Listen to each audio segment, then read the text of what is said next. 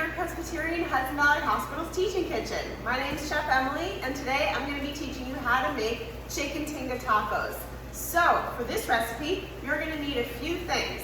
As you can see here, I put together my mise en place, and on this tray, I have my tomato puree, my oregano, my cumin, ground cumin, some cilantro leaves, some shredded cheese, a little bit of chicken broth or chicken stock, and I'm going to be using some chipotle peppers in adobe sauce. So you don't have to use that, that's optional. If you want more of a smoky, spicy flavor, you can use that. If not, just leave it out.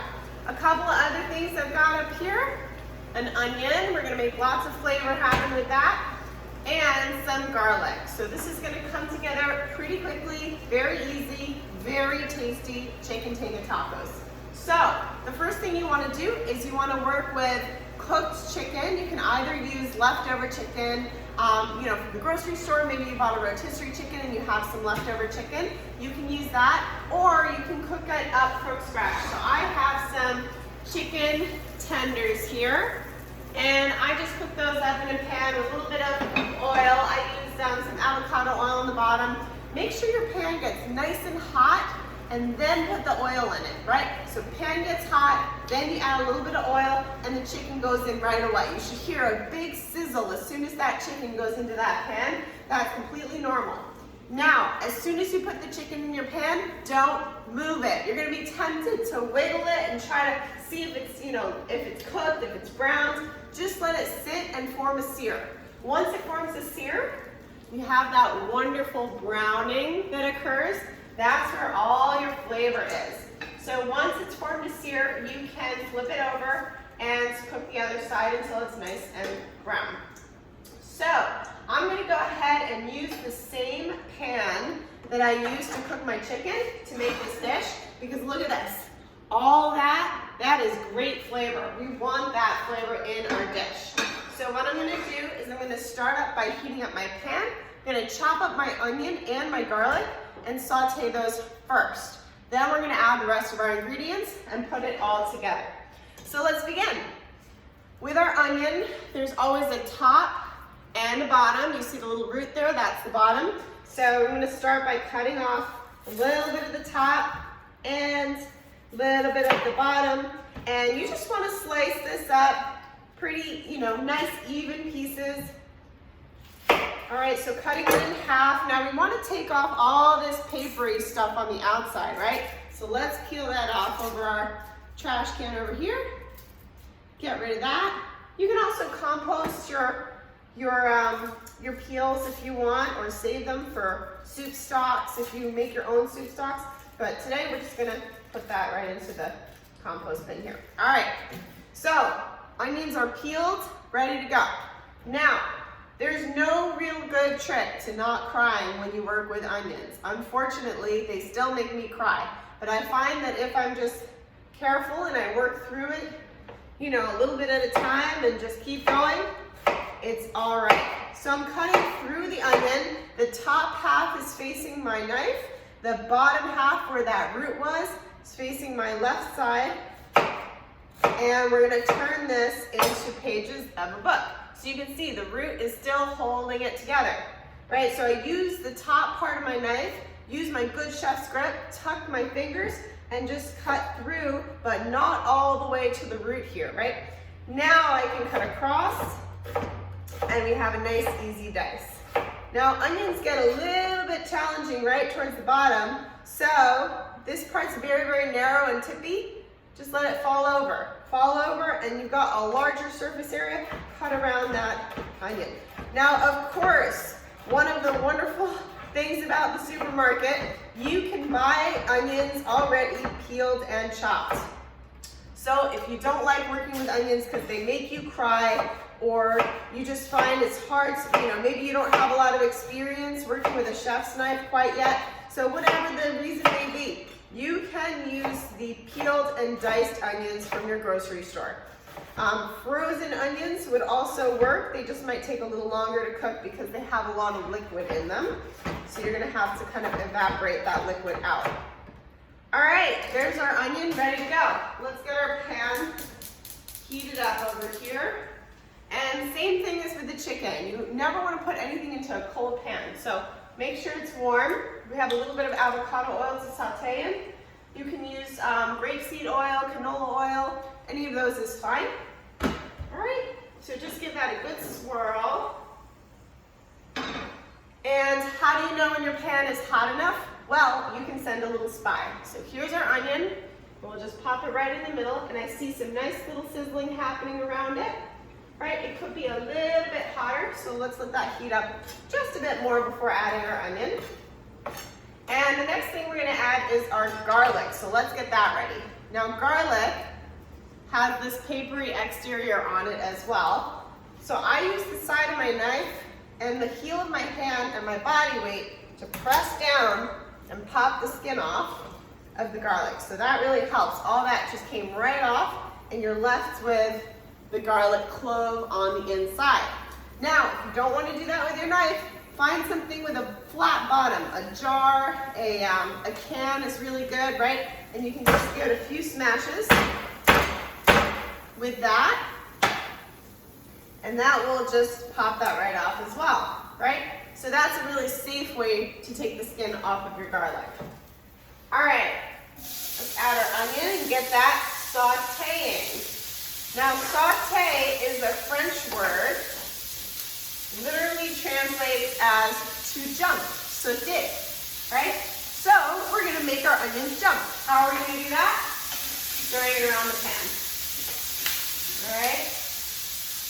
Let's bring this heat down a little bit and move this right around. All right, saute. So I'm just moving it around the pan. Also kind of scraping up any of that little chicken, those little chicken bits. Scraping those up and mixing them with the onion so the onion can really take on all that flavor. All right, so I'm going to lower the heat now and just let them cook, right? So when you're working with onions, you want to start them on a high heat to really get them going and then turn it down. If your heat is too high, they're just going to burn on the outside and they're not going to get cooked through on the inside. So we want to turn it down. Now we'll just kind of let it cook a little bit more quietly. So start off hot, turn it down, and the onions will transform. They're going to go from being opaque, meaning you can't really see through them, to translucent, meaning you can really, you'll see they'll start to change. Right, they'll really start to change. So I'll just show you, here's what I mean. This one is opaque, so you can't really see through it. And then once you add more heat to it, it'll become translucent. So give it a little more time in that pan, and let's get our garlic ready. So when you're working with garlic, take off that little root on the bottom, right? Take that off, because it's too tough and not very yummy. So take that away. Right? We'll get rid of that. And then you're left with the garlic clove. Now, you can, of course, buy garlic that is already minced up in the jar. If that's what you have, that's easy to use. That way you don't even have to take out your chef's knife. You can just make this with jarred, chopped garlic. It works just as well. All right, so either freshly chopped garlic or the already chopped garlic. So you'll notice here I'm kind of scraping this together, right? Putting my hand on top of the knife to keep my fingers out of the way, keep them safe, and working from the tip to the heel. This is a mince. You can kind of use your knife to scrape it together and mince it apart. All right, our onions are smelling really, really good. You're starting to take on a bit of that translucent quality. And it's almost time, I think it's time to add our garlic. So I'm just going to use the back of my knife, so this part's not sharp. You can use that to scrape it up, and that way you can hang on to it. So this is our minced garlic. Lots and lots of flavor coming in here. All right. Garlic's a little sticky, so it's good to wash your hands when you're done using it, so you don't stick to things. All right. So we're going to add a couple herbs and spices to this chicken tinga taco mix to make it very flavorful. What are we going to use? some dried oregano, right? That stuff you might put on your pizza, and some dried and ground cumin. So this is a cumin seed. This is what it looks like up close, right? These little seeds. You can grind them up, or you can buy this already ground as well. It's ground cumin, and it adds a really good flavor to this dish. If you don't have it, don't worry about it. You don't have to put it in, but it is a nice thing to add if you've got some. Adds a lot of good flavor. It has sort of a little bit of like a lemony taste, and it's really, really good. So let's add our dried oregano, our dried cumin, and we're gonna add that chipotle and adobo sauce I was telling you about. We're gonna throw that in. You don't have to, again, you can leave it out. Make this your own. This recipe is just a guide, so you can make it your own. Let's add our pureed tomato and our chicken stock. So this is gonna make our sauce. All right? Stir that up. And we're just gonna let this simmer for a few minutes while we get our chicken ready. So this is our beautiful, delicious chicken tinga sauce. You can make this sauce and then freeze it if you want. And then whenever you want to make this recipe, just pull it out and throw your chicken in it. So it's really, really easy, tasty way to make your chicken recipe. All right, so while that's going, let's get our chicken ready. We've got our chicken cooked, already cooked here. And again, you can use shredded chicken, you can use rotisserie chicken, whatever you have left over. And let's just chop this up into smaller pieces. So we're just gonna let that sauce bubble for a few minutes to kind of help it thicken up a bit, right? Because we want it to be thick, and we want the flavors to have a little time to bond, hang out together, and become friends. All right, so here we go. Chopping up this chicken. You can, again, use that same technique. Put your hand on top and just chop. So this way, get it even smaller. All right, and we're gonna pop this into our sauce and let that come together. It smells so good.